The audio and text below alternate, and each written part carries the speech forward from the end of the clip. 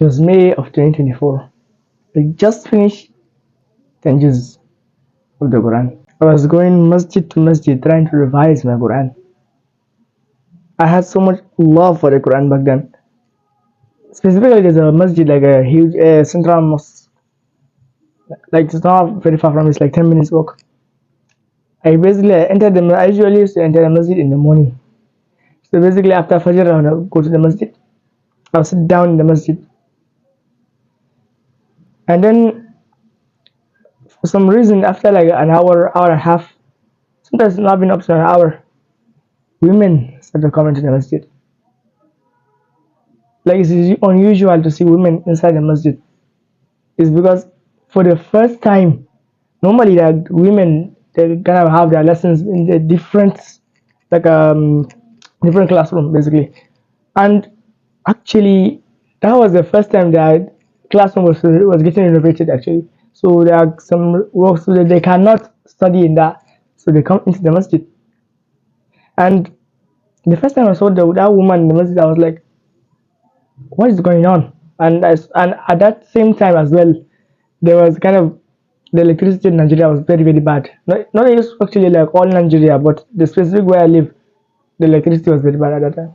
It was like during construction, whatever. And so basically everybody would plug in his phone. So those women, they were supposed to come in around 7 a.m., but they would come much earlier to charge their phone. And the teacher, basically, when he just sees one woman enter into the masjid, he would basically send all of us outside, basically. And the first time he did that was that I saw she came, and then I just kept reciting Quran. Another woman came, three of them came, and then I just heard this voice, Salaam alaikum, Salaam alaikum. And I knew he was talking to me. In that moment, I just turned, I looked at him, and I said, please, can you exit the masjid? We're gonna have class with them. And I know how distracted my house is and everything. With the disappointment in my face, I left the masjid. I went back home. The moment I came back home, distraction filled my time. Any single chance I had, I would either go to the masjid. And at that time, I was like, I would go back to the masjid like multiple times and see they were still not done. From 7 all the way to like 11. For over 4 hours, they've not been done. And I was like trying to revise everything with all the distractions and whatever. And in the morning, I would try consciously throughout the day. I might think about how can I revise my Quran, how can I make my Quran better, whatever, all these things. After a while, actually, I crashed. I get the story in this channel. After a while, I actually crashed very hard. I just stopped wanting the Quran anymore. After a while, like 2 years, I was able to finally build more love than the one I have in the past. And I implemented 6 things that we're going to talk about in this video. The first thing I want you to understand is that this is natural. It's natural. It rises sometimes and it dips. No matter how much you love the Quran, there will be time whereby Allah subhanahu wa ta'ala will test you. Right? The love for the Quran will dip. Will you continue doing that because of the love is deep, is deeper? Of course, if you are like, that's when most people quit in the Quran. You know that. Most people quit when like most people only do Quran when they love the Quran, and naturally it rises and it dips. Supposed to do Quran even when you don't even feel like it. First, you need to understand this is the first. This is like the pillar. About you need to understand this, and it's like I want to give the analogy I want to give is like a tree. You understand? So the stem of the tree. This is the understanding, and on those you have to first understand, and then we're going to branch out to the other things. The second thing is actually to avoid sins. This is like most people know this actually, but they kind of see like cringe, whatever. And I would like to give you my own personal story because if I tell you this story, I'm sure with the permission of Allah, this will convince you because you will see like real evidence, real things that happen with these things. And the first thing you have to like check yourself because for a while that time I was mentioning like all these distractions, whatever are coming, the mushaf I was using wasn't actually mine. The mushaf I used It's actually a stolen Musaf. I gave the story once in this channel, and basically what happened was that I went to a masjid together with my friend, both of us, and at that time we were trying to like find Quran to like revise it, and we saw this Quran in the shelf in the masjid. Basically, people don't even use the Quran. People don't use the Quran, and we keep on seeing it like it's just getting dusty, whatever. So I took the Quran. I stole the Quran, took it home. I painted the sides so nobody will be able to see me. I just color coded everything, and my friend did it as well. And I was actually before I did that, I was like kind of I was somehow guilty, and then I just I messaged ChatGPT, and that's why I like advise people to like confirm whatever ChatGPT or whatever AI gives you, because at that time I just messaged everything, and it said that okay, yeah, this is people are not using whatever I advised them to do to take their stuff. I took it and I painted everything. I like kind of wrapped everything to the point that you will not even understand. You will not even recognize the Musaf. While I was trying to do Quran, I would memorize it's Gnostic. I would keep on repeating it's Gnostic, and I would kind of revise even in Salah. It would give me a hard time for over a year. That's same thing until I watched the video. Asim Al Hakim. In the video, he mentions that someone basically asks like, "Can you take the Mus'haf from your masjid and if it's not used, whatever?" That's the same scenario as mine. Asim Al Hakim. He mentioned that this is actually a grave sin. It's one of the most heinous thing you can ever do. And he kind of explained, and I was like, instantly, I started to become afraid. Like, I took this Mus'haf for more than a year. Immediately at that time, I just took the Mus'haf from my shelf.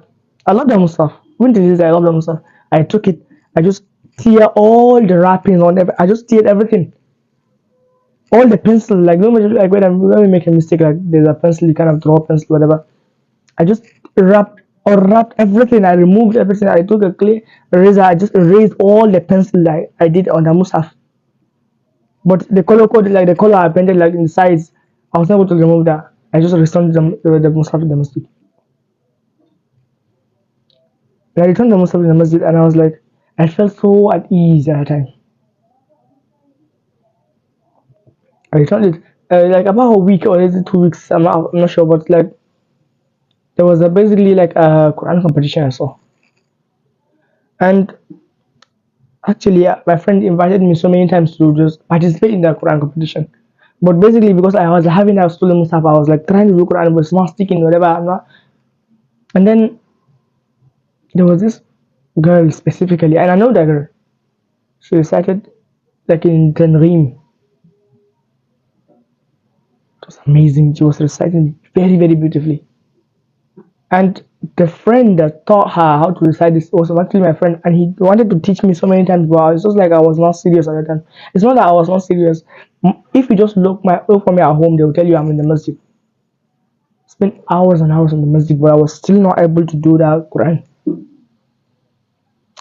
After she came down, everybody was like doing takbir. Everybody was like, they all of us enjoyed the recitation, but I was like this. My hand was like this. I was in rage. I'm not like trying to do like evil or whatever, but like I was in rage. I knew I can't do this thing. I was like disappointed, and I just left that place. Immediately, I came back home. I opened my wallet, got some money. I went and purchased a new Musaf. From that point, I purchased a new Musaf.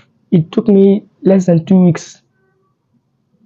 It took me less than a week actually to revise, to rememorize 5 juz. Like imagine this is one of the like I would call it like a noble thing. It's a Musaf, and I'm getting the reward. The person that bought the Musaf was getting the reward, but because I did not take it with permission, I stole it. It was not able to lead me to the Quran. The things were like shackles, like kind of holding me back. Immediately, I bought the Musaf. Within a week, I completed 5 juz. That would help you or kind of rebuild the love for the Quran is reciting in a tartil. Have you observed that when you're reciting in tartil, kind of recite it slowly, kind of start to enjoy the recitation. Sometimes like you kind of go in a higher pitch and lower pitch. Sometimes you start to love the Quran more. And I can understand like tartil is even mentioned in the Quran. أوزد عليه ورتل القرآن ترتيلا.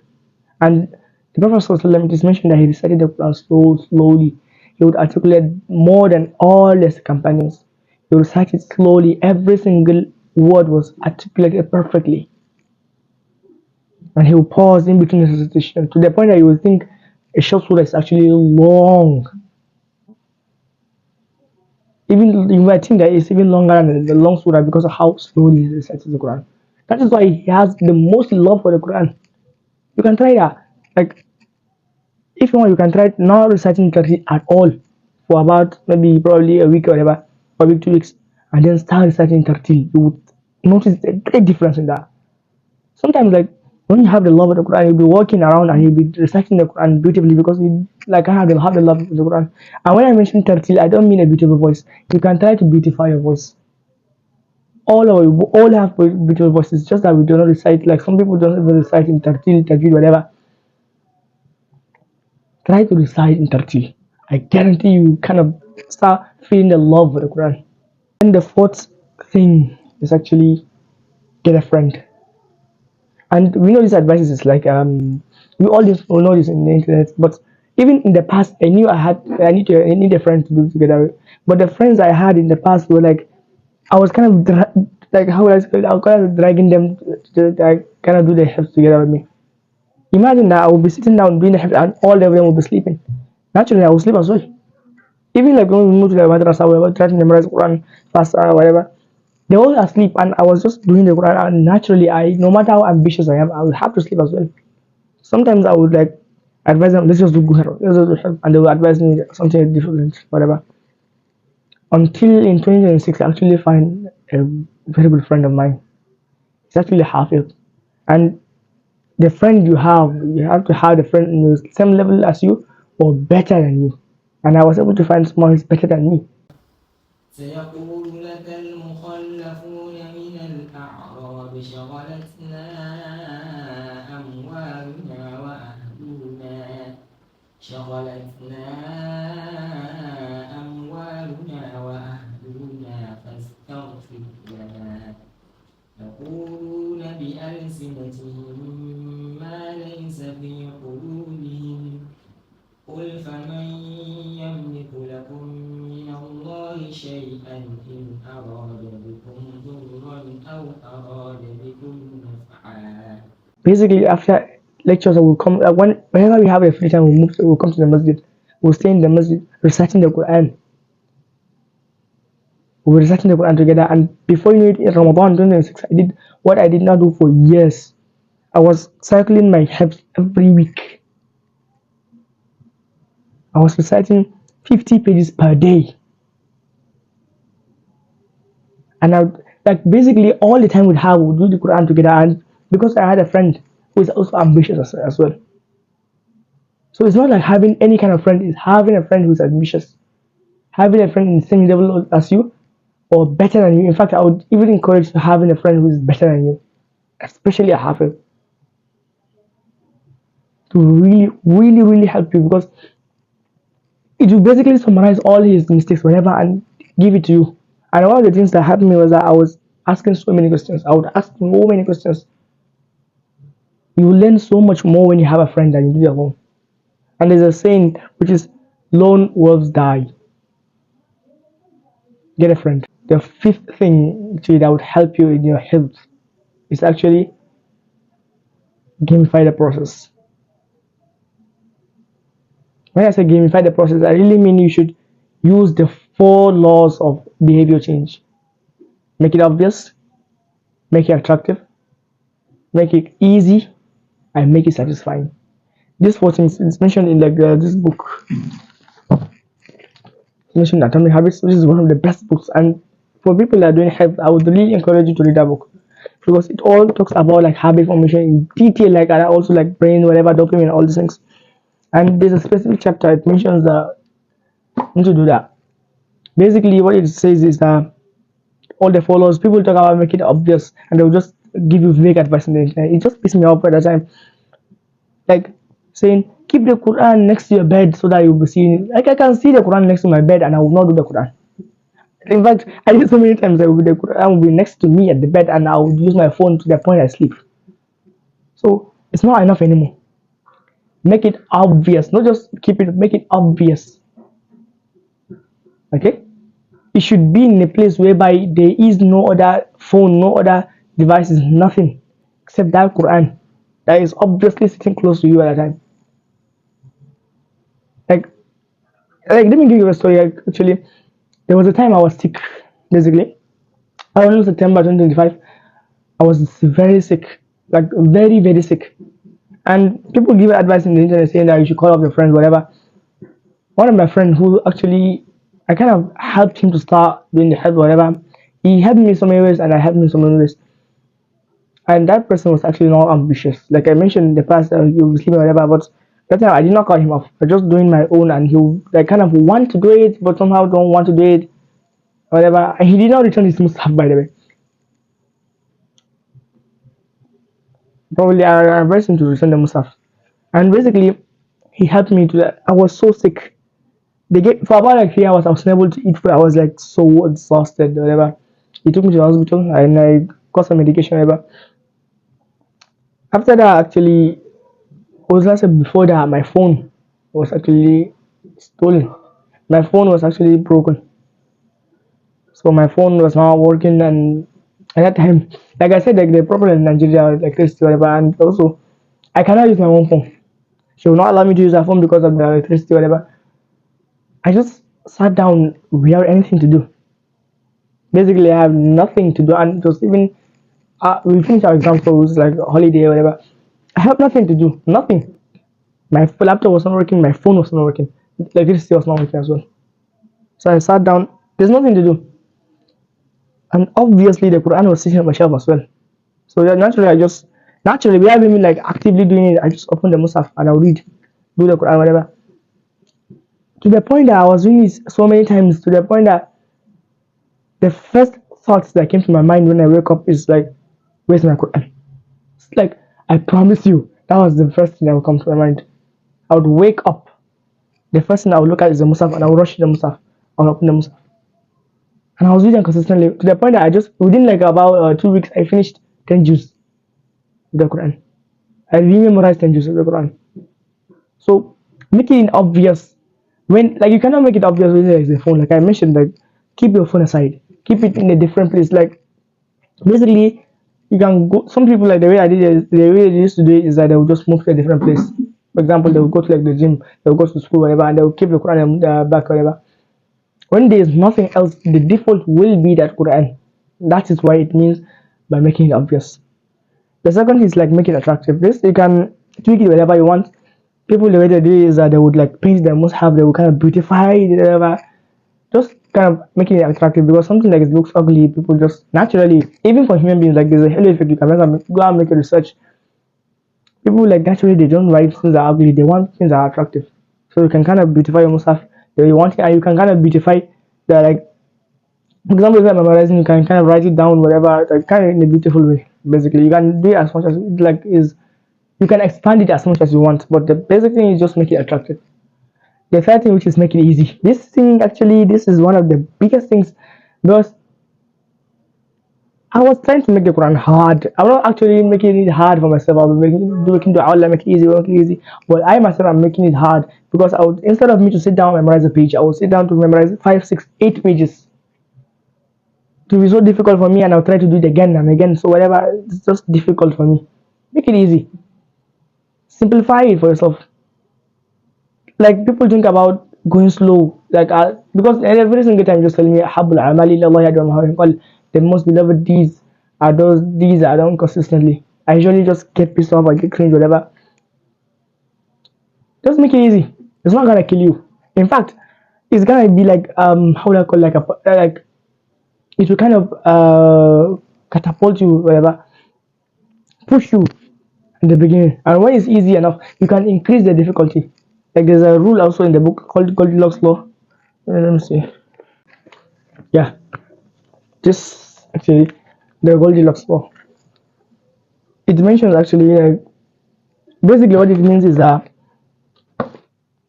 you challenge yourself to the relatively like about how will I call it, like in the middle.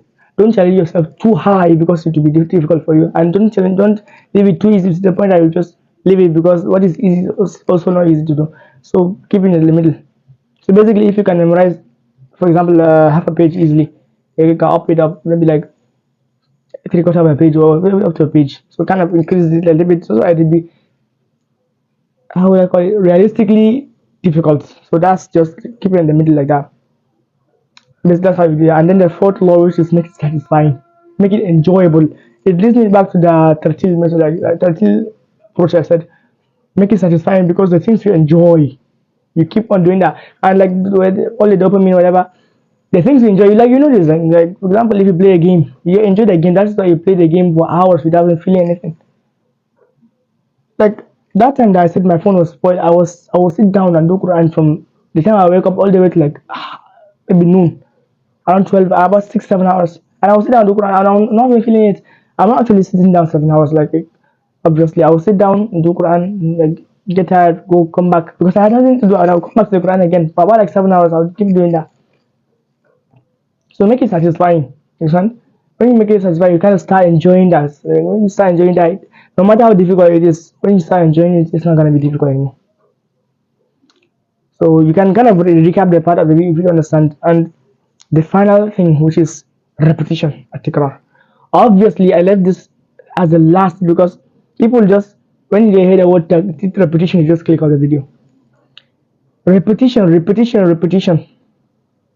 Like I mentioned, like all the mistakes I mentioned, I was not still doing repetition as well. Repeat so many times, do so much volume. Like there's a quote by Alex Omozi, he says, do so much volume, it should be unreasonable for you to not be successful. It's actually a very good quote. You can look at it with whatever angle you want. Do so much volume. People they repeat the Quran like 5 times and like think that it's gonna stick. Obviously, it's not gonna stick. Like you need so many times. Like there's a video I watched, and I think it said the scholars agree that about 40 to 50 cycles of the Quran. That's when you have like instant help. So about if you finish the Quran every week, like about a year, whatever, after you memorize, whatever. And some people revise the Quran. The way I see it is that they revise the Quran 30 times, 40, 50 times. Some people, in fact, there are people that revise the Quran 100 times. And like there's a state in Nigeria, like in fact all the like Quran competitions. Like if you look at all most of the Quran competitions out there, even outside Nigeria, you see the people that are dominating that is like people in Kano states. And the way these people do that, they will take a verse, one verse, 1,000 times. So do so much volume, repeat so many times, it will actually start to build confidence for you. And basically, my sheikh advised me is that 30 times, basically 30 times, and all the pages. And in the past, I used to think I don't have like a visual memory. It's just I did not do repetition. I didn't revise it much. Do it so many times. I'm not saying like cycle everything. I'm saying keep a page. Do it like for example, if for example you have a page. Let's say sorry actually. For example, you have this page. Okay? Start it from the beginning to the end. Basically like 30 times. And the way you do that, for example, when you finish this page, you combine with the first line of the next page. If there's a most I have shown you, I'm gonna put in the screen like the way that when you finish a page, combine with the first line. Let's take this page for example from Surah Nisa. This verse start لا يحب الله الجهر بالسوء all the way to the last verse. Do everything. When you do that the first time, open to the next page. فبما نقضهم, recite the first line. Open back again, read again. That's how you keep on doing it 30 times, and it doesn't take long. But for the average people, it takes them like 30 minutes. For me, it takes me like less than that, like 20 25 minutes. But if you just sit down 30 minutes, revise the Quran 30 times, it will stick. Obviously, it will stick. Keep on doing that with a lot of volume. Some people do it 50 times, 100. The more you revise, the more it will stick to you. Do all these things, implement all these things, and I guarantee you, I promise you, this is my word for use my this. I'm gonna use my word for this. I'm gonna risk my name for this as well.